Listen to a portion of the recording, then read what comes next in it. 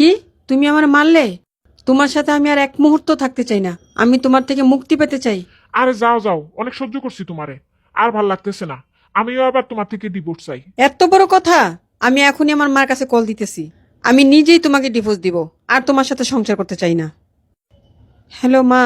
কি রে মা, বল। মা, এক্ষুনি তুমি এই বাড়িতে আসো। আমি আর ওর সংসার করব না। আমি ওরে ডিভোর্স দিব। তুমি তাড়াতাড়ি এসে আমার নিয়ে যাও। কি রে মা, তোদের আবার কি হইল? মা, আমি আর ওর সাথে পারতেছি না। আমি ওর থেকে মুক্তি পেতে চাই। দেখ মা, তোরা কত টাকা খরচ করে বিয়া দিছি যাতে তুই সুখে সংসার করতে পারস। ডিভোর্স দেওয়ার জন্য তো তোর বিয়া দেই নাই। সংসার করতে গেলে এইরকম ছোটখাটো ঝামেলা হইতেই পারে। আর শোন মা, বিয়ের পরে মেয়েদের শ্বশুরবাড়িতে গেলে অনেক কিছু মেনে নিতে হয়। কিন্তু মা। কোনো কিন্তু না। তোদের এই ঝগড়াঝাটির মধ্যে আমাদেরকে টানিস না। আজকে ঝগড়া হইছে, কালকে তোদের মধ্যে মিল হইয়া যাবে। আর আমরা যদি এই বিষয়ে নাক গলাই, তাইলে জামাইয়ের সাথে আমাদের যে মিষ্টি সম্পর্কটা আছে, ওই সম্পর্কটা নষ্ট হইয়া যাবে। আর তাছাড়া জামাই মনে করবে আমরা তোরে কুমন্ত্রণা দিচ্ছি। সুতরাং তোরা নিজেদের ঝামেলা নিজেরাই মিটাই নে।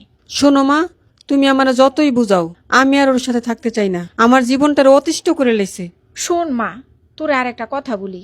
মেয়েদের সংসার ভাঙার পেছনে 4টা কারণ থাকে: রাগ, জেদ, মুখের ভাষা, আর একটা বিশেষ কারণ হইল বাপের বাড়ির কুমন্ত্রণা।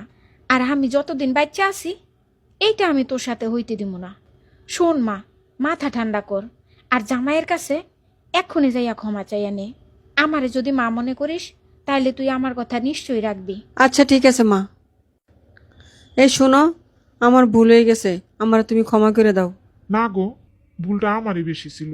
আচ্ছা ঠিক আছে, তুমি বাজারের ব্যাগটা দাও, আমি বাজার থেকে 1 কেজি গোস্ত আনি। তুমি ভালো করে কষা কষা করে রান্না করবা, দুজন একসাথে বসে খামো। আচ্ছা ঠিক আছে। এতে আপনারা কি বুঝলেন? বাবা মায়ের সঠিক শিক্ষায় ছেলে মেয়ের সংসার সুন্দর হয়।